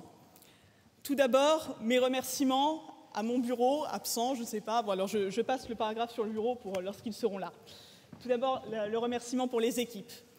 Il n'y a pas de mandat sans une belle et grande équipe, et la nôtre ne fait pas exception à la règle. Alors merci au chef de pôle, Alexandre pour ce merveilleux championnat, Juliette et Maëlle pour les grands procès, Sofiane pour la communication, Antoine pour la cohésion associative et ses terribles débats, Lara pour la presse, Thomas pour les partenariats, Soufiane, malheureusement absent, pour la formation. Merci pour tout, pour vos bonnes idées, votre disponibilité, surtout votre disponibilité, et tout simplement la générosité et la sincérité de votre engagement. Et puisque le bureau est de retour, les remerciements à mon bureau, pour toutes ces heures de travail, ces joies fulgurantes, ces moments de doute, ces journées passées dans les TGV. Merci à Ayoub pour ta générosité d'esprit, pour ces moments de lyrisme qui magnifiaient nos conversations Facebook en soirée, pour ce sens du verbe et l'intensité de ton engagement. Merci à Arthur pour ton pragmatisme, ton dévouement sans borne pour cette fédération et ton sens de l'humour à toute épreuve. Merci à Anna pour ta générosité d'engagement, ton sens de l'écoute et la douceur de ton intelligence dans un monde où ce n'est pas forcément celui qui parle le plus fort ou celle qui a la voix la plus grave qui a toujours raison. Merci à vous trois. Au-delà du bilan de cette fédération, je vous dois énormément de ce que je suis. Merci aux associations pour toutes les rencontres que nous avons faites, les discours qui nous ont fait frissonner, les leçons d'inventivité, d'humanité et de courage. Dans vos associations, combien d'hommes et de femmes ont progressé dans leur maîtrise du verbe? Combien d'hommes et de femmes ont appris à mieux s'incarner dans l'espace public, à faire respecter leurs paroles, à argumenter rationnellement, à écouter les autres? Combien? Président, si chacun d'entre vous est capable de me citer ne serait-ce qu'un seul nom, alors c'est que tout ceci valait la peine et que tout ceci n'était pas qu'une vaste mascarade qui dure maintenant depuis 1 an. C'est tout ce travail avait un sens et si fierté il doit y avoir, ce n'est pas la fierté des honneurs, pas la fierté du prestige, elle vient du seul sentiment d'avoir pu être, dans la mesure de nos modestes moyens, un peu utile aux autres, sentiment d'utilité qu'aucun concours, aucun diplôme, aucun trophée ne m'apportera jamais. Et ça tombe bien, j'ai perdu le championnat 2 ans de suite. Merci à nos jurés qui nous ont fait l'honneur de juger nos orateurs avec exigence, humour et humanité au ténor pour leurs plaidoiries qui ont constellé de rêves et d'ambitions les yeux du public. Et j'aimerais remercier un juré en particulier qui m'a fait rentrer dans l'éloquence il y a de cela 3 ans et qui accompagne fidèlement la Fédération depuis de nombreuses années. Il est de ces êtres qui, derrière la pointe acerbe, sont des modèles de générosité, d'exigence et d'humanité. Alors, Maître Perrier, cher Bertrand, merci d'avoir donné à l'éloquence un écho sans précédent à travers la France entière. Merci de m'avoir fait découvrir la parole, cette fédération, et merci de m'avoir permis de grandir malgré moi.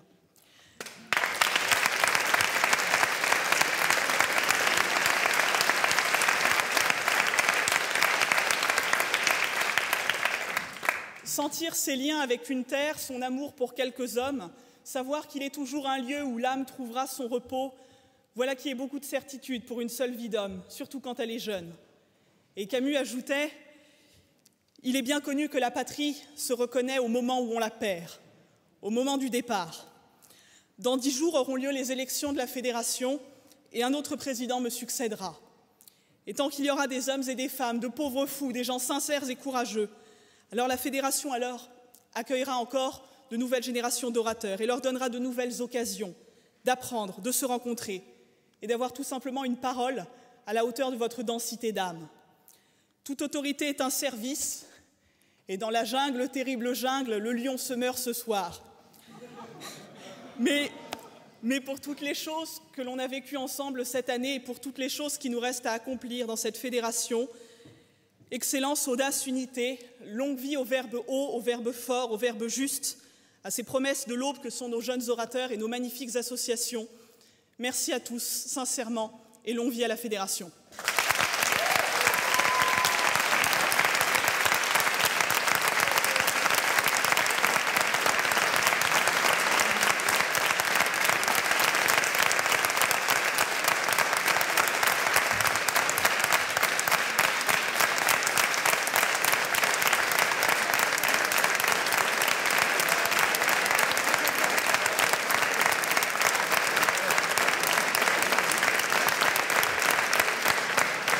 Je laisse la parole au président du jury.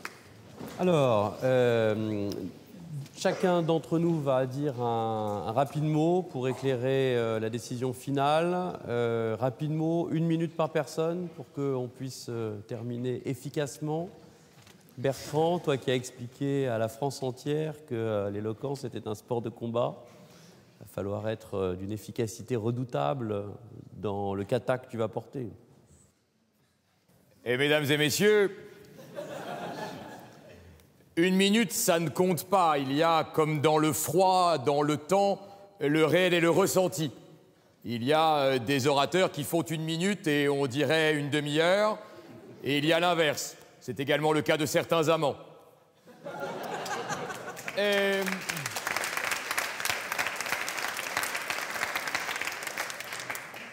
J'essaierai de faire 1 minute ressentie. Pour le réel, Patrice, je te laisse ces contingences matérielles. Et merci, chère Céline, de tes mots.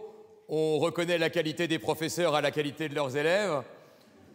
Et je suis fier d'avoir enfanté quelqu'un qui est capable de citer à la fois, dans un même discours, Albert Camus et Henri Salvador, dans un sorte de syncrétisme culturel qui me réjouit beaucoup, car c'est aussi un peu ce qui nous rassemble, cette culture trash, un peu dégueu, que l'on promeut dans les fins de soirée alcoolisées et les débuts de matinée dans les TGV blafards et glauques que nous avons empruntés aussi ensemble cette année.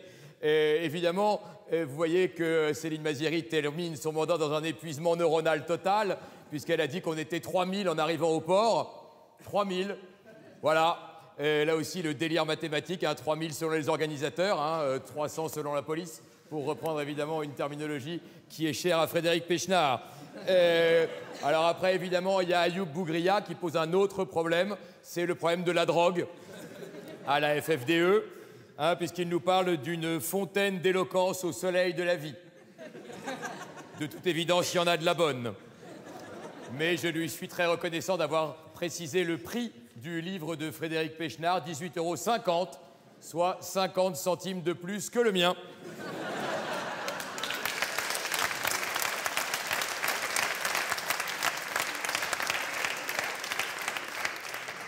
Ce qui fait que pour vos budgets d'étudiants, 50 centimes, c'est 50 centimes. Et donc, honnêtement, voilà. C'est d'autant que le mien va sortir en poche. Et donc là, évidemment, la différence entre nous va devenir véritablement palpable. Un mot pour vous dire mon admiration. C'est vrai que j'ai suivi un peu les activités de la Fédération avec beaucoup de bonheur. Et je vous aime vraiment tendrement. Et puis on partage ce goût des mots. C'est vrai que je suis beaucoup venu parce que sinon je passe mes soirées seul. Donc merci aussi d'avoir vaincu ma solitude, sinon je bouffe des bolinos froids devant un frigo vide. Et donc, finalement, vous avez pourvu à ma fréquentation, et donc je vous remercie beaucoup de cela. Je ne dis pas un mot sur tout le monde, mais je dis quand même un mot. Vous étiez magnifique, Solena, c'était magnifique, mais surtout Camille Wolf qui nous a expliqué quand même que l'injection létale serait faite par un agent judiciaire. C'est-à-dire que tu vois la greffière qui est là, avec ses gants, et qui te dit « Allez, monsieur, ça va passer rapidement. » Elle est greffière, la meuf. Elle fait des PV, elle a des tampons, tu vois, et elle a quelque part une petite seringue, là. Elle te dit « Allez, le médecin n'a pas pu venir. » Donc, à l'épreuve de l'École nationale des greffes, désormais, il y aura épreuve injection létale. Et on trouvera évidemment des avocats pour servir de test dans la grande réconciliation entre les professions judiciaires. Alors ensuite, on a Juliette. Ah oui, alors, je fais par équipe, hein, c'est plus rigolo. Juliette qui nous dit que l'ENA a montré l'échec de la déradicalisation. C'est pour ça qu'on va supprimer l'ENA, hein, parce qu'effectivement, au Conseil d'État, c'est des gros djihadistes, hein, voilà. Allahu Akbar à la section du contentieux, hein, nous le savons évidemment bien. Et puis alors, Juliette, elle est géniale, parce que y a lui, là, qui s'excite. Je sais pas si vous avez vu cette scène incroyable. Alors, t'as Wolf, là, il est là, ouais, les greffiers, ça. Et t'as l'autre, il fait, hey.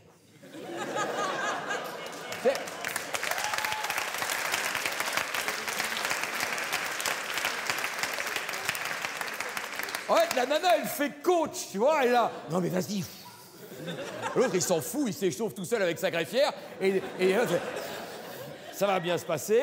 Bon, très bien. Et puis après, t'as Maël Leroux qui te dit « Ah oui, la peine de mort, mais toujours avec humanité. » Ah ben voyons.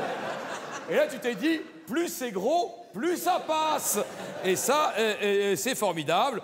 Donc, tu nous dis que en prison, ils reçoivent des lettres d'amour. Oui, ça c'est vrai que quand t'es mort, effectivement, t'en reçois moins. Parce que l'assurance vie est déjà partie chez quelqu'un d'autre. Donc c'est beaucoup moins intéressant. Mais je suis sûr que même en liberté, tu dois en recevoir plein des lettres d'amour et tu les mérites. Alors, ensuite, ah oui, on a lui là. Alors lui, je l'avais déjà vu. Et alors depuis, il s'est coupé les cheveux. Et alors, il a perdu 12 ans. C'est-à-dire qu'il a 12 ans. C'est incroyable. Il s'est ripolliné, il s'est lavé. Enfin, il est bien, vraiment, maintenant, il est bien propre. En milieu d'année, il était un peu... Mais là, il est bien. Vraiment, communion, scout de robe, tout bien, parfait. Petite pochette, chemise blanche, machin. Mais quand même dégueulasse, parce qu'il te dit « Je vais répondre par une négative résolue et saillante. » Moi, je voudrais savoir ce que c'est qu'une négative saillante. Je pense que c'est cochon. Mais je ne voudrais pas m'avancer excessivement. Ensuite, on a le voisin, alors qui n'a aucune fonction dans le débat, si ce n'est d'applaudir l'autre.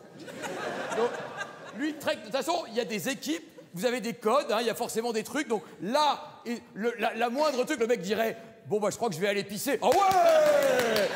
Voilà, et puis lui, il dit ouais, moi, ouais. Alors qu'il a dit effectivement n'importe quoi. Donc il y en a un qui est payé, il vient avec sa claque, bon ça c'est formidable. Et puis le mec, il a quand même eu cette forte formule, l'abolition a coulé sous les ponts. Tu sais pas du tout ce que ça veut dire, il y a de l'eau qui a coulé sous les ponts. Enfin, le mec mixe des expressions, donc ça ne veut plus absolument rien dire. Et puis après, on a Amin Lee. Alors là, je ne voudrais pas être personnel. Mais de toute évidence, nous avons un lien fort avec Amin Lee, je vous raconte. Ne rigole pas tout de suite. Il y a 15 jours, je vais à Bordeaux pour voir des amis. Je vais dîner au restaurant. Il y en a 500 des restaurants à Bordeaux. Je tombe sur le restaurant où se fait de l'argent le soir au black. Quand je dis au black, c'est pas une question de couleur, hein, soyons très clairs tout de suite. Amin Lee. Et le mec, il me dit qu'il va être là ce soir, et à la fin, il m'offre un cannelé. À un moment, mec, il faut que tu aies les moyens de tes ambitions.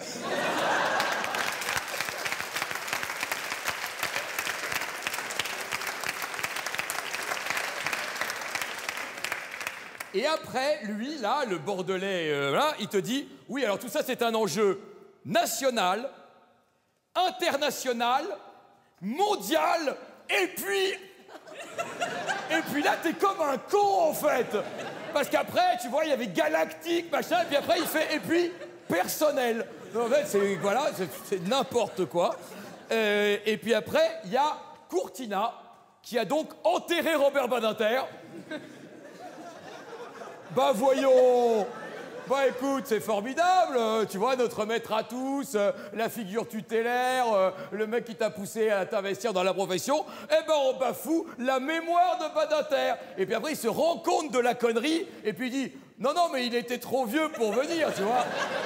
Vas-y, rame d'Abbeville, rame. Ah, le mec, il est bien dans sa merde, la noire, tu vois. Noir, noir. Donc, Robert Badinter va très bien, voilà. Et donc, voilà, et on ne bafoue pas sa mémoire. Donc, vous étiez merveilleux. J'ai adoré cette soirée. Les autres vous diront dans une vraie minute ce qu'ils ont pensé de vous. Mais pour moi, j'ai passé vraiment une excellente soirée. Finalement, en réalité, quand on vous écoute, on vous aime immédiatement. En fait, on est condamné à vous aimer. Et vous avez réussi cet exploit de substituer à la peine de mort la peine d'amour.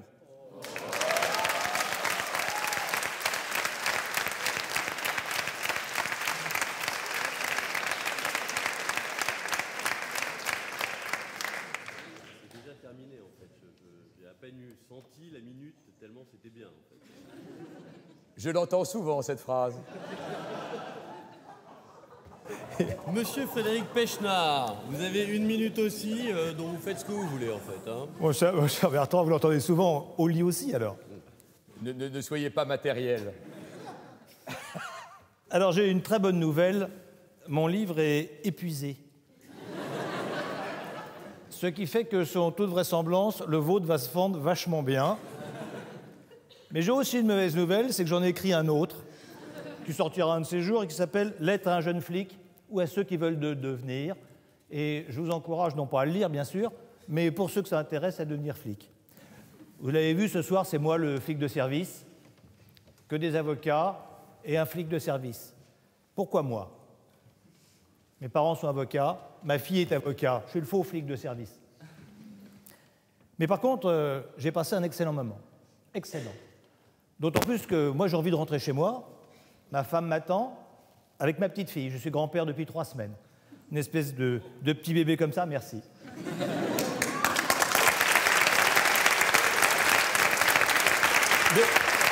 De petits bébés dont je suis absolument amoureux, et si vous n'étiez pas aussi nombreux, je vous montrerai immédiatement les 600 photos que j'ai prises. Bon, ben, je ne suis pas là pour ça, je suis là pour parler de ce que vous avez dit. Donc oui, j'ai passé une très bonne soirée. Oui, j'ai trouvé que vous étiez sympa, que vous parliez bien, que vous avez du talent, et franchement, c'est passé très vite. 1 minute chacun, 1 demi-heure, je ne sais pas, mais c'est passé très vite. Alors, je vais essayer d'être le plus court possible. Critique. Ceux qui ont choisi de défendre la peine de mort, vous l'avez fait en minimisant la portée de ce que vous vouliez faire. On ne défend pas la peine de mort en disant « bon, on met la peine de mort, mais on sera gentil avec les autres après ».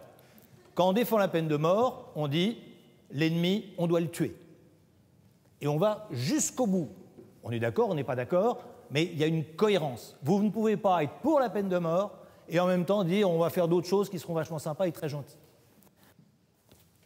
Dans cette équipe, j'accorde un satisfecit particulier, à tous bien sûr, mais à Camille Wolf qui m'a convaincu. Vous m'avez convaincu, je vous ai écouté. Nous n'avons pas choisi la guerre, ce qui fait que ça reporte la dureté de votre propos sur les autres. La prison n'est qu'un entracte dans leur action. C'est pas faux. La récidive n'est qu'une exception. Voilà. Donc, objectivement, bien que je ne sois pas d'accord avec vous, vous m'avez transcendé. Dans l'équipe en face, vous avez finalement le sujet le plus facile, mais vous avez fait preuve, peut-être ce qui vous a manqué, d'un vrai esprit d'équipe. On avait bien l'impression que vous étiez ensemble et ça tournait bien. Vos arguments ont porté. Seule chose que j'ai un petit peu regretté, c'est que vous n'avez pas sorti le meilleur argument contre la peine de mort.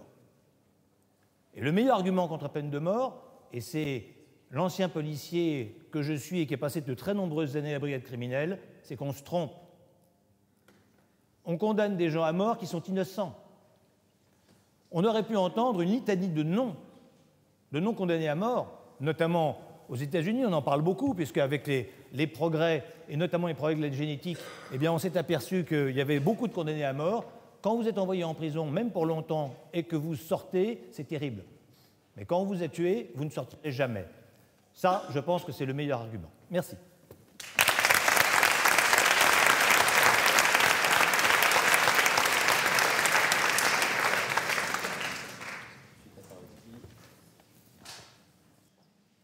Je vous rassure, je ne vais pas vous parler de mes livres. Ils sont épuisants.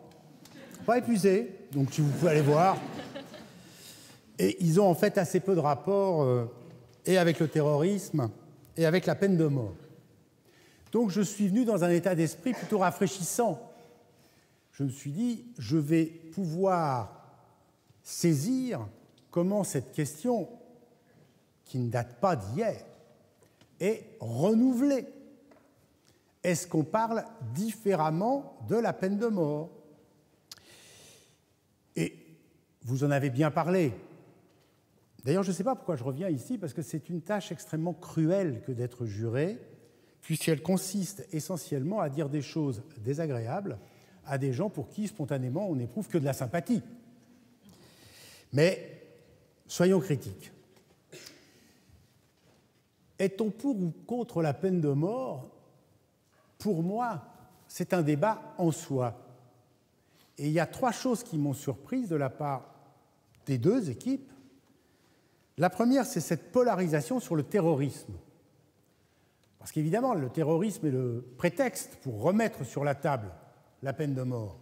Mais tous ceux qui ont plus de 50 ans savent qu'avant le terrorisme, nous avons eu les mêmes débats sur la peine de mort. Tout le monde était contre la peine de mort à un moment donné. Mais pas pour les assassins d'enfants. Les assassins d'enfants, c'était spécial. Puis après, c'était les pédophiles. Mais dans Game of Thrones, puisque l'un de vous a fait référence à la culture populaire, Tyrion dit « J'ai appris que tout ce qui est dit avant mai ne compte pas ». Donc tous les gens qui sont contre la peine de mort, mais sont pour la peine de mort. Alors pourquoi ce détour? Eh bien tout simplement parce que ce débat, c'est un débat sur un impératif catégorique. Or, les deux équipes, alors le gouvernement tout à fait légitimement, l'opposition nettement moins, se sont mis d'accord pour accepter l'idée, par exemple, que la France était en guerre. C'est un sujet de discussion. Elle n'est pas en guerre. Le gouvernement prétend qu'il y a un état de guerre, mais est-ce le cas? Faut-il accepter d'emblée cette proposition? Et l'opposition s'est enfermée sur un débat sur l'efficacité de la peine de mort. Je lui pose la question. Si la peine de mort était efficace, encore faudrait-il se mettre d'accord sur la définition d'efficacité. L'opposition serait-elle pour? Évidemment pas. On ne peut pas être pour quelque chose parce que c'est efficace. Ça n'est pas une raison suffisante. Ça ne peut pas être une raison suffisante quand il s'agit de mettre fin à la vie d'un individu. C'est pour ça qu'il y a de ce débat, riche en considérations techniques et en considérations stratégiques, qui flotte au-dessus de ce débat, comme un goût d'inachevé, de regret. Voilà. Pour le dire franchement, et je suis d'accord avec M. Pechnard sur cette question, on ne peut pas être pour la peine de mort ou contre la peine de mort d'une fesse. Il faut y aller franco. De ce point de vue, ceux qui, du côté gouvernemental, et je pense notamment à Maël, ont habilement utilisé les arguments de l'opposition pour dire pourquoi il fallait aller à cet objectif et l'atteindre, m'ont plutôt convaincu, emporté. J'ai adhéré à cette flamme-là. Et de la même manière, dans l'opposition, à chaque fois que l'opposition a caressé du doigt, mais trop légèrement, hélas, l'idée que ça n'était pas négociable parce que ça renvoyait notre société à un état de violence internalisée insupportable, j'ai profondément adhéré. D'une façon générale, vous avez été remarquable et c'est pour ça que, encore une fois, je regrette profondément de faire partie de ce jury puisque cela revient à éliminer.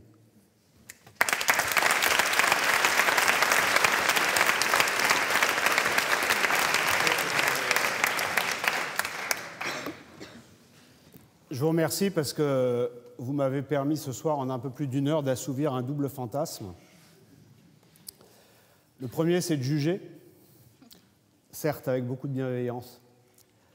Et le deuxième, qui est beaucoup plus matériel, c'est de me retirer dans cette salle du délibéré, où on a si souvent vu les juges partir en les escortant de nos espoirs et de nos craintes, en guettant sur leur visage, lorsqu'ils reviennent, les signes, le corps qui se tourne, un regard qui vous cherche ou au contraire qui vous évite. Et j'ai vu tout à l'heure comment vous nous avez regardés quand on est rentré. Et je me suis vraiment senti de l'autre côté. Et donc, pour cet instant, merci. Je n'ai pas dit pour ce moment. Bravo. C'était assez fascinant de voir de jeunes femmes et de jeunes hommes comme vous entrant dans la vie active avec forcément au moment où on fait le vieux con, mais forcément une forme de manque d'expérience de vie, et pourtant déjà tant de professionnalisme dans l'argumentation et dans la forme de la prise de parole en public. Bravo à vous tous, il est tard, je sais que Frédéric doit partir, donc je ne vais pas vous refaire un par un, et puis Bertrand le fera infiniment mieux que je ne pourrai jamais le faire. Je veux juste vous dire que je retiens une phrase de cette soirée, moi qui suis avocat. Elle n'a pas été prononcée par l'un d'entre vous 8, elle a été prononcée avant par tous ces discours qui se sont égrenés à tel point qu'à un moment, j'ai regardé Frédéric et je me suis demandé si on n'était pas tombé dans une embuscade à un congrès du Parti communiste où tout le monde monte à la tribune et s'exprime les uns après les autres comme ça. Et l'un d'entre vous a dit, pardon, je ne me souviens plus lequel, on a baisé au vol une plaidoirie. Il y a eu cette phrase qui a été dite. Et j'avoue que là, vous m'avez donné à réfléchir pour le week-end qui arrive.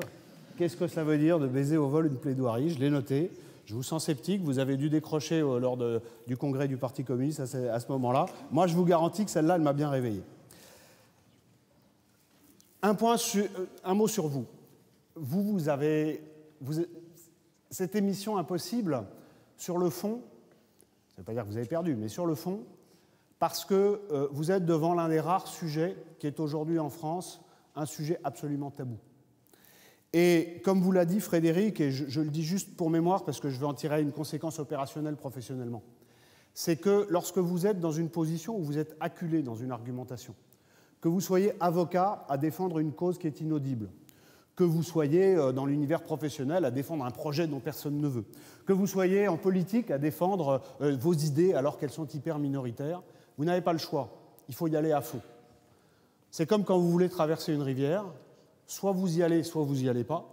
Mais si vous avez fait le choix d'y aller, il faut y aller à fond. Parce que si vous n'y allez pas, non seulement vous aurez échoué, mais en plus vous serez trempé. Vous allez vous dégeler, et si jamais il fait froid et que vous êtes dehors sur le terrain et que vous êtes à l'armée, vous allez avoir un handicap considérable par rapport à ceux qui auront pris le choix tactique ou stratégique de, eux, ne pas y aller. Donc on y va ou on n'y va pas, mais quand on y va à fond. Pour finir, je voudrais faire une spéciale dédicace à Maëlle Leroux. Maëlle Leroux, vous avez commencé votre propos en citant Al-Souri. Pour tous ceux qui s'intéressent à cette question du terrorisme islamiste, pour tous ceux qui essayent, au-delà de l'émotion et au-delà des péripéties politiciennes qui agitent la France aujourd'hui, de s'intéresser à ce que souhaite vraiment notre ennemi, car c'est notre ennemi, nous avons beaucoup de mal encore aujourd'hui dans la société française à comprendre que des gens veulent nous détruire, parce qu'on se dit mais c'est pas possible, on est la lumière de l'humanité, on est formidable, on a les droits de l'homme, on est gentil avec tout le monde, on est tolérant et on est géniaux. Mais il y a des gens malgré tout qui veulent nous tuer. Et ils l'ont dit, ils l'ont théorisé. Et Al-Souri, auquel vous avez fait référence dans cet ouvrage de 2005 qui fait 1200 pages et dont je vous épargne la lecture en entier, encore qu'elle est intéressante, il dit tout. Il annonce le programme. Il annonce le programme d'un point de vue tactique. Il annonce le programme d'un point de vue stratégique. Il annonce le programme d'un point de vue historique. Et il annonce l'objectif de conquête de l'Occident. C'est-à-dire que quand vous lisez Al-Souri et que vous regardez tout ce qui nous arrive depuis 2012, depuis 2014, et tout ce dont on a bien compris qu'on n'en était en réalité encore qu'au début, compte tenu de tout un tas de facteurs dont je vous fais grâce ce soir, quand on lit Al-Souri, on sort du déni. On ne peut plus regarder ces questions comme étant des questions qui passeront un jour. Elles passeront un jour peut-être, mais je ne pense pas que ma génération verra la fin. Parce que ce que dit Al-Souri, quand on le calque sur l'évolution de notre monde, de notre démographie et de la façon dont l'histoire de l'Europe est en train d'évoluer, eh bien, on ne peut que le prendre extrêmement au sérieux. Peggy disait, il faut dire ce que l'on voit, mais surtout, il faut voir ce que l'on voit, sortir du déni. Lisez Al-Souri si ça vous intéresse. Alors là, je sens que j'ai plombé la soirée. Donc, je veux juste vous dire un dernier mot, parce que là, on va revenir ici et maintenant, et dans la joie et la légèreté et la bienveillance. Bravo à vous tous. Soyez-en sûrs, dans 3 minutes, certains d'entre vous auront gagné, certains d'entre vous auront perdu.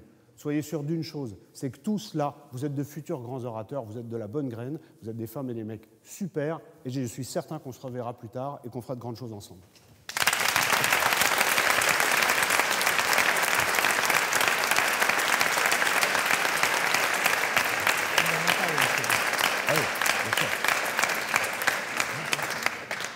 Alors, quelques rapides mots avant d'annoncer et de vous libérer les résultats de notre délibération. D'abord, pour joindre à mes camarades le concert des louanges. C'était effectivement de très grandes volées et vous avez fait honneur à vos équipes et à vos formations.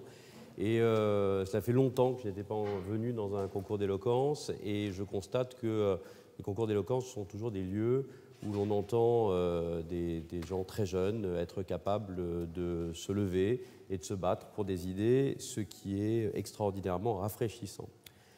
Extraordinairement rafraîchissant, mais ce soir extrêmement angoissant, en tout cas pour moi, parce que justement vous étiez bons.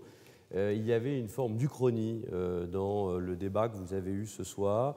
Et je dois vous avouer que la question du rétablissement de la peine de mort pour le terrorisme est une question à laquelle, pour moi, je ne pouvais pas donner corps à titre très personnel. Et d'entendre vos arguments m'a, somme toute, assez ébranlé.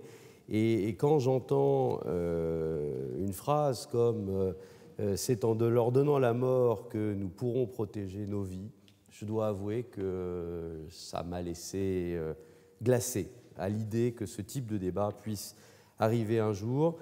Et j'aimerais vous dire à quel point, à cet égard, la parole est un élément déterminant. Déterminant à partir du moment où elle est liée avec l'action. Je pense que dans nos activités, les uns et les autres, nous avons tous cherché à nous battre pour une cause qui était celle que nous cherchions à défendre. Et cette cause, elle passe nécessairement par l'usage de l'écrit, de la parole. Et la parole, elle est fondamentale lorsqu'elle est au service d'une cause et d'une défense, en tout cas pour nous qui sommes avocats aujourd'hui. Et je vous dirais que nous nous sommes beaucoup battus, en tout cas contre l'état d'urgence, avec la Ligue des droits de l'homme. Et à cette occasion, moi j'ai touché du doigt quelque chose que je ne croyais pas possible, c'était la dislocation du socle de nos libertés individuelles face à la menace terroriste. Et certes, l'état d'urgence est resté ce qu'il a été et la menace terroriste a pu être limitée, mais ce que j'ai vu, c'est qu'en réalité, aurions-nous eu des attentats du Bataclan toutes les semaines, aurions-nous eu toutes les semaines des dizaines de morts dans notre nation, que je suis certain que la loi aurait très vite désagrégé un certain nombre de nos libertés et que des débats comme celui que nous avons eu ce soir seraient devenus admissibles dans l'hémicycle. Et je ne peux que vous exhorter, à vous, qui êtes notre avenir, qui êtes cette vraie jeunesse, ceux qui allez construire notre futur, à vous battre grâce à la parole, pour la justice, à vous battre contre les idées reçues, contre les faux-semblants, contre la bêtise, contre les préjugés. Et pour cela, il faut que vous gardiez le talent qui est le vôtre, mais que vous l'utilisiez à des fins utiles, à des fins engagées. Maintenant vient le temps de la remise des prix et des félicitations. Nous avons beaucoup délibéré, le choix a été difficile. Je vous dirais évidemment que, indifféremment de nos opinions personnelles sur le sujet qui était posé, nous avons fait le choix de faire gagner une équipe sur une autre. Mais avant cela, nous avons retenu un orateur qui a été celui qui nous a semblé le plus susceptible d'obtenir le prix du meilleur orateur ce soir. Et cet orateur, c'est M. Amin Ly.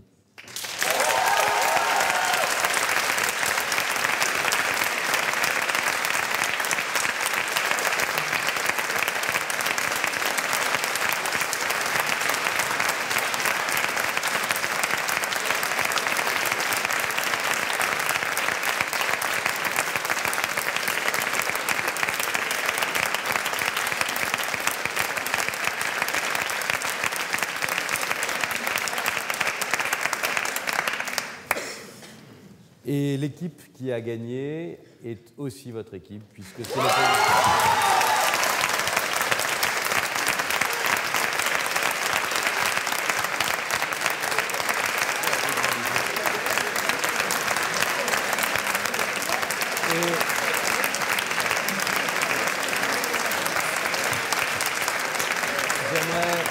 J'aimerais préciser que ce choix était un choix très difficile et je vous serais reconnaissant d'applaudir l'équipe du gouvernement qui avait une tâche extrêmement compliquée.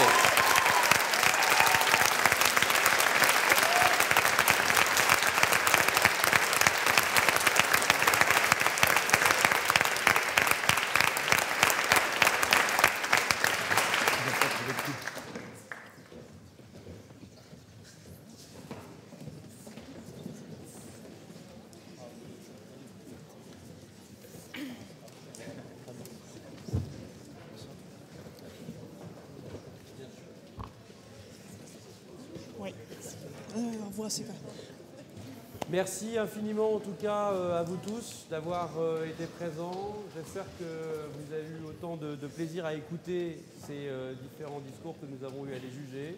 Et nous vous donnons donc tous rendez-vous avec la Fédération pour de prochaines manifestations l'année prochaine.